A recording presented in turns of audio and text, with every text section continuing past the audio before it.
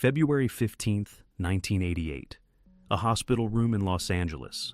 A man dying of cancer opens his eyes, looks at his sister, and delivers his final words to the world. "I'd hate to die twice. It's so boring. Not profound, not inspirational, not the peaceful acceptance you'd expect from one of history's greatest minds." And across town, on a blackboard in his Caltech office, 7 words remained untouched. "What I cannot create, I do not understand." Between these 2 statements, one about boredom, one about creation, lies a truth so devastating it destroys everything your education taught you about learning. You spent years in classrooms, you earned degrees, you passed tests, and none of it taught you what Richard Feynman knew from the beginning. You don't understand anything you cannot rebuild from nothing. Schools never taught you this. They couldn't. Because if they did, you wouldn't need them anymore. His final message wasn't a goodbye. It was an indictment of every teacher who made you memorize without understanding, of every test that rewarded regurgitation over creation, of every diploma that certified compliance instead of comprehension. And you believed the system. You thought passing meant learning. You thought degrees meant understanding. Feynman died knowing better, and what he left behind exposes the fraud. The lie started early: elementary school, middle school, high school. The same pattern repeated for 12 years. Teacher talks, you listen. Teacher writes, you copy. Teacher tests, you memorize. They called this education. They measured it with grades. They certified it with diplomas. And it trained you to be intellectually helpless. You can recite facts. You can reference sources. You can pass exams. But here's what schools never asked you to do: rebuild the knowledge from scratch. Take a concept you learned and derive it yourself using only first principles. No textbook, no notes, no formulas handed to you. Build it. You can't. And that's not an accident. Feynman spent his entire career doing exactly what schools never taught you. While other physicists memorized equations, he derived his own. While other students copied lecture notes, he rebuilt physics in his personal notebooks. While other professors taught from established textbooks, he created new frameworks from nothing. As documented in James Gleick's biography, Genius, Feynman's approach was fundamentally different from everyone around him. He didn't trust understanding until he could create it himself. His blackboard message, found untouched after his death, was the culmination of 50 years proving one truth: what I cannot create, I do not understand. Not what I cannot memorize, not what I cannot repeat, what I cannot create. Schools taught you the opposite. They taught you that understanding means recognition. See the formula, remember the formula, apply the formula. That's not understanding, that's performance. And Feynman's death exposed the difference. You were cheated, not by accident, by design. Because educational systems aren't built for understanding. They're built for certification, for processing, for compliance. Real understanding, the kind Feynman demanded of himself, makes you dangerous, self-sufficient, immune to institutional authority. Oh, that's what they trained out of you. And his final words reveal why this matters more than you realize. MIT, 1939. A 21-year-old student sits in Professor John Wheeler's quantum mechanics class. While other students frantically copy equations from the blackboard, Richard Feynman sits with a blank notebook, not taking notes. Rebuilding. Every equation Wheeler presents, Feynman derives independently. Every concept the professor introduces, Feynman reconstructs from first principles. His classmates think he's brilliant. They're wrong. He's just refusing to fake understanding. As documented in Surely You're Joking, Mr. Feynman, he developed this method early. He didn't trust any knowledge he couldn't recreate himself. If someone showed him a physics problem solved one way, he'd solve it 3 other ways. Not to show off, to verify he actually understood what was happening beneath the mathematics. This wasn't genius. This was discipline. The discipline to never pretend comprehension. And schools never taught you this discipline because it would break their system. Think about how you were educated. Teacher presents information. You consume it. Test arrives. You regurgitate it. Semester ends. You forget it. Then you move to the next subject and repeat the cycle. Consumption, regurgitation, forgetting, for years. Feynman did the opposite. He treated every piece of knowledge like a puzzle he had to reconstruct from individual pieces. Not because the puzzle was incomplete, because reconstruction was the only proof of understanding. While schools taught you to be a container, pour information in, and pour information out, Feynman taught himself to be a creator. And the difference is everything. Here's the test. Schools never gave you.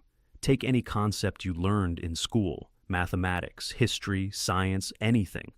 Now, teach it to someone who knows nothing about the subject. But here's the constraint. You cannot reference any external source. No textbooks, no Google, no notes, just your understanding. Explain it from first principles. Derive it, build it, create it. You can't. Almost nobody can. Because schools never trained you to create understanding. They trained you to recognize patterns and repeat answers. That's not the same thing. And Feynman knew it from the beginning. His notebooks, hundreds of them, preserved at Caltech, tell the story. He didn't take notes the way you were taught. He didn't summarize lectures or copy formulas. He built entire alternative frameworks for understanding physics. He'd encounter a concept in class, then go to his notebook and completely rebuild it using different mathematics, different visualizations, different logical paths. This is what I cannot create, I do not understand, actually means. Not philosophical, operational. If you cannot build the knowledge from nothing, you don't own it. You're borrowing it. And borrowed knowledge disappears the moment you need it most. But schools can't teach this, because creation takes time. It takes failure. It takes the freedom to explore wrong paths and dead ends. And educational systems can't afford that. They have curricula, schedules, standardized tests. So they optimize for what can be measured quickly. Memorization. They trained you to be fast and shallow instead of slow and deep. And they certified that shallowness with degrees. Feynman refused, and by the time he died, he'd accumulated a different kind of education. One built on creation, not consumption. One that couldn't be tested with multiple choice questions or certified with diplomas. One that actually worked, February 1988. The cancer had spread, months of treatment, procedures, tests. The same hospital routines repeating in endless loops. For most people, this would be frightening, painful, tragic. For Feynman, it was boring. His sister Joan sat with him in those final days. He'd drift in and out of consciousness, extended periods of coma, brief moments of lucidity. And in one of those moments, he opened his eyes and spoke his last words. "I'd hate to die twice. It's so boring. Not, I love you. Not, I'm at peace. Not the deathbed wisdom you'd expect from someone who spent 70 years understanding the universe. Boring. The process of dying, the repetitive medical procedures, the same declining patterns, the loop of deterioration, bored him. Why does this matter? Because it exposes something fundamental about how Feynman's mind worked, and how different it was from what schools taught you. Boredom, for Feynman, wasn't about comfort or entertainment. It was intellectual. He found repetition without discovery intolerable. The same process repeating without new understanding being created. That was death to him. More than physical death. Intellectual death. And schools trained you to tolerate exactly that. How many hours did you sit through classes where the same information was presented the same way, semester after semester? How many times did you complete homework that was just repetition without discovery? How many tests did you take that measured nothing except your ability to endure boredom? Thousands of hours, years of your life. And the system called that education. Feynman called it boring, and he'd rather die than do it again. There's a profound contradiction in his final messages, and this is where the truth emerges. On one hand, I'd hate to die twice. It's so boring. The ultimate dismissal of repetitive existence. On the other hand, a sealed letter, written 16 months after his first wife Arlene died in 1945, discovered only after his own death in 1988. And a letter he wrote to a dead woman because he couldn't stop creating emotional understanding, even in the face of rational impossibility. The letter, documented in Gleick's biography and preserved in perfectly reasonable deviations from the beaten track, was found sealed in his papers. He wrote it in October 1946, 42 years before his death, 16 months after Arlene died, and it begins, "I adore you, sweetheart." He knew she was dead. He knew the letter would never be read. He wrote it anyway, Because understanding his love required creating its expression, even when that expression went nowhere, even when it defied logic. This is the man who found dying boring, but spent hours writing to someone who couldn't receive the message. Not because he believed in afterlife, not because he thought she'd somehow read it. Yeah, because the act of creation, even creation that served no practical purpose, was how his mind processed understanding. Schools never taught you this. They taught you that creation needs justification, needs grades, needs external validation. Feynman created because creation was understanding. The output didn't need to serve anyone. The process served him. And this separates real learning from what they sold you. Real learning doesn't need an audience, doesn't need approval, doesn't need certification. It happens when you create understanding for yourself, by yourself, regardless of whether anyone else ever sees it. You wrote essays for grades, solved problems for points, studied for tests. Every act of learning in school was transactional. You created for external reward. And when the reward stopped, when you graduated, or when the class ended, the creation stopped too. Feynman wrote to a dead woman because understanding doesn't stop when the external purpose disappears. That's the difference between genuine comprehension and scholastic performance. And his boring death, paired with his intimate letter to the void, exposes it. His office at Caltech remained exactly as he left it for weeks after his death. And there, on the blackboard where he'd worked until days before entering the hospital, 7 words remained. What I cannot create, I do not understand. Not erased, not modified, final. And beneath it, a second line. Know how to solve every problem that has been solved. And beneath that, a list. Topics he wanted to explore: beta anomaly, knot theory, two-dimensional Hall effect, non-linear classical physics, 70 years old, dying of cancer. It's still building a list of things he wanted to create understanding of, not learn about, not read about. Create. The blackboard is preserved now. It hangs at Caltech, untouched, because those 7 words contain what 12 years of compulsory education never taught you. Understanding is an act of construction, not consumption. Here's what those words actually mean.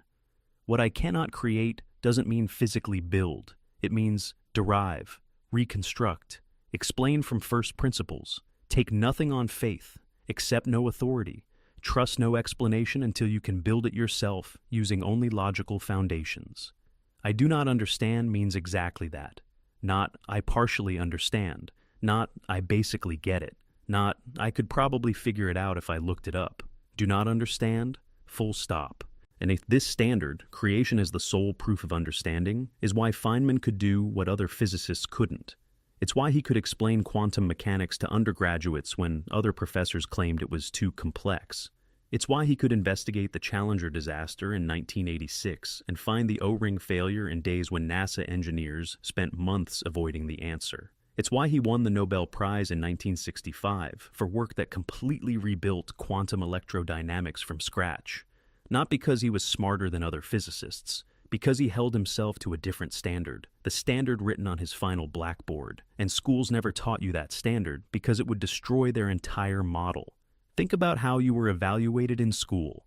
Multiple choice questions, testing recognition, not creation. Essays graded on format and references, not original reconstruction of ideas. Math problems where you applied formulas without deriving them. Science classes where you memorized theories without rebuilding them. History courses where you recited events without analyzing the logical forces that made them inevitable. Every test, every grade, every diploma certified your ability to recognize and repeat. None of them measured your ability to create, because creation can't be standardized, can't be graded with a rubric, can't be processed through an educational system designed to handle thousands of students with limited teacher time. So, they dropped the standard. They replaced understanding with something measurable, memorization. And they certified that replacement as education. Feynman's blackboard exposes this. Not as philosophy, as methodology. He kept dozens of notebooks where he'd rebuild physics concepts from nothing. He'd take Einstein's relativity and derive it using different mathematics. He'd encounter quantum mechanics and create entirely new visual representations. He'd see a physics problem solved one way and force himself to solve it 3 other ways. This wasn't showing off. This was verification. The only way he trusted that he understood something was if he could create multiple independent paths to the same conclusion. If all the paths converged, the understanding was real. If they didn't, he'd keep working. Schools never asked this of you. They gave you one path, the teacher's path, and tested whether you could walk it, not whether you understood why it led where it did, not whether you could find alternative routes, just whether you could follow directions. And that's why you can pass every test, earn every degree, and still not understand what you supposedly learned. Because following directions isn't understanding, it's compliance. And the education system optimized for compliance, not comprehension. The second line on his blackboard, "Know how to solve every problem that has been solved," reveals another layer. He didn't mean memorize every solution. He meant understand the methods used to solve them. Build a mental toolkit of problem-solving approaches, not formulas, approaches, logical patterns, ways of thinking that transfer across domains. Schools taught you domains, math class, science class, history class, separate subjects with separate methods. Feynman saw methods as universal. The logical approach that solves a physics problem can solve a personal problem. The mathematical framework that describes quantum mechanics can describe decision-making. The creative reconstruction that builds understanding in one field builds it in all fields. But this kind of education can't be industrialized, can't be standardized, can't be delivered to 30 students in 45-minute periods. So, schools abandoned it. They gave you subject-specific formulas instead of domain-independent thinking. They trained you to ask, which formula do I use, instead of, how do I create a solution? And you graduated believing that was education, that passing tests meant understanding, that degrees meant competence. Feynman's blackboard destroys that belief. Those 7 words are a measurement standard. Schools never gave you. It's not a standard that exposes how little you actually understand. Try it. Pick something you learned in school. Anything. Now explain it to someone from pure first principles. No references, no looking things up, no, well, basically, build the understanding from logical foundations. Derive it, create it. You can't. Not for most things. Because schools never trained you to create understanding. They trained you to recognize it when someone else presents it. And recognition isn't understanding. Creation over consumption. The boring death. The blackboard testament.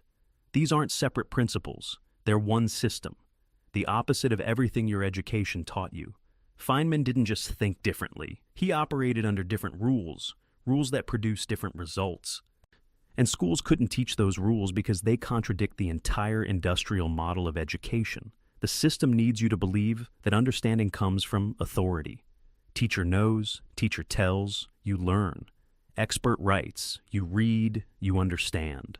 Institution certifies, you graduate, you're competent. That's the model, and it requires you to trust external sources more than internal verification. Feynman inverted this. He trusted nothing until he could create it himself. When he won the Nobel Prize in 1965 for quantum electrodynamics, the achievement wasn't discovering something new. It was rebuilding something old in a way that made it actually comprehensible. Other physicists had the same information. They couldn't explain it. Feynman could. Large because he'd reconstructed it from logical foundations instead of accepting it from authorities. This is what I cannot create I do not understand means in practice. Authority doesn't create understanding. Creation creates understanding. And schools systematically trained you to trust authority instead of developing creation. Every time you cited a source instead of deriving the conclusion. Every time you referenced an expert instead of reconstructing the argument. Every time you looked up an answer instead of building it from logic. You were practicing authority-based thinking, and authority-based thinking isn't thinking, it's obedience.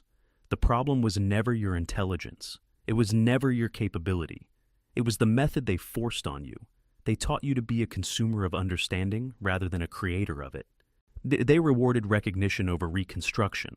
They certified compliance over comprehension. And they called it education. Gave you diplomas for it. Told you it prepared you for the real world. Feynman's final blackboard proves they lied. As documented by Lawrence Krauss in Quantum Man, Feynman's approach wasn't about being brilliant. It was about being honest. He refused to pretend he understood things he couldn't create. Most people, most educated people, do the opposite. They recite information they've consumed and call it understanding. They reference sources they haven't verified. They repeat explanations they haven't reconstructed. Feynman found this intellectually dishonest, not morally wrong, intellectually empty. Because borrowed understanding disappears under pressure. When you face a novel problem, memorized formulas fail. When you encounter an unexpected situation, repeated explanations don't transfer. You need actual understanding, and actual understanding only comes from creation. The sealed letter to Arlene reveals the emotional dimension of this. He wrote it because he needed to create understanding of his own love, not for her, for himself. The act of writing, of creating expression, was how he processed comprehension, even when the output served no purpose, even when it would remain sealed for 42 years. This is what schools never taught you. Creation is the process of understanding, not the product. You were trained to create for evaluation, for grades, for certification. And when those external rewards disappeared, you stopped creating. Because you never learned that creation serves understanding regardless of whether anyone else values the output. You write to understand what you think. You teach to understand what you know. You derive formulas to understand their meaning. You reconstruct arguments to understand their logic. The creation itself is the understanding. Everything else is performance. Feynman died understanding this. He died with a list of things he wanted to create understanding of. He died having written to a dead woman because creating expression was how he understood emotion. He died leaving 7 words on a blackboard that expose everything schools got wrong, and you were never taught this because it would make you immune to their systems. Self-sufficient, dangerous. Feynman died February 15, 1988, 70 years old. Named 2 types of cancer, months of declining health, and his final conscious contribution to the world was calling the dying process boring, not the death itself, the repetition, the loop of deterioration without discovery. He'd rather not experience it twice, not because it was painful, because it created nothing. The man who spent 50 years proving that understanding requires creation found a process that created nothing intolerable, even as it killed him. That's how deep the principle went. His blackboard remained, 7 words that contain what schools deliberately never taught you. What I cannot create, I do not understand. The problem was never your intelligence. It was never your effort. It was the methodology they forced on you for 12 years minimum, often 16 or more. They taught you consumption and called it learning. They taught you recognition and called it understanding. They taught you compliance and called it education. You believed them. You thought passing tests meant comprehension. You thought degrees meant capability. You thought credentials meant understanding. Feynman's final message destroys that belief. And once you see it, you can't unsee it. Every book you read without reconstructing the arguments, consumption, not understanding. Every concept you learned without deriving from first principles, recognition, not comprehension. Every skill you mastered without being able to teach it from scratch, performance, not capability. The uncomfortable truth is that most of what you think you understand, you don't. You recognize it. You can repeat it. You might even be able to apply it in familiar contexts, but you can't create it. And creation is the only standard that matters. Schools couldn't teach you this. The economics don't work. The industrial model of education requires standardization, and creation can't be standardized. It requires time, failure, and freedom. Schools have none of those, so they replaced creation with consumption and hoped you wouldn't notice the difference. You didn't, until now. Feynman noticed from the beginning. He built an entire career on refusing to accept understanding he couldn't create. And when he died, he left the proof on his blackboard, not as inspiration, as instruction, as an indictment of every educational system that certified your consumption as understanding. You can't undo those years of miseducation, but you can stop pretending consumption is understanding. You can start demanding creation of yourself. That's what those 7 words mean. Not philosophy, methodology. What you cannot create, you do not understand. And you cannot create most of what you think you know. That's not your failure. That's their lie. And now you see it. The blackboard had more than those 7 words. Beneath them, know how to solve every problem that has been solved. And beneath that, A list. Topics he wanted to explore before he died. Beta anomaly. Knot theory. Hall effect. Problems he wanted to create understanding of. 70 years old. Dying. Still making lists of things to rebuild from first principles. Because the method doesn't stop. The demand for creation doesn't pause just because death approaches. Understanding through creation was how he existed, and schools trained you to exist differently. But that second line, know how to solve every problem that has been solved, reveals another principle, another thing they never taught you. And it explains why credentials fail when real problems arrive, why experts often can't solve novel situations, why your education prepared you for tests but not for life. Because knowing how to solve every solved problem isn't about memorization, it's about methods. And methods are what schools replaced with formulas.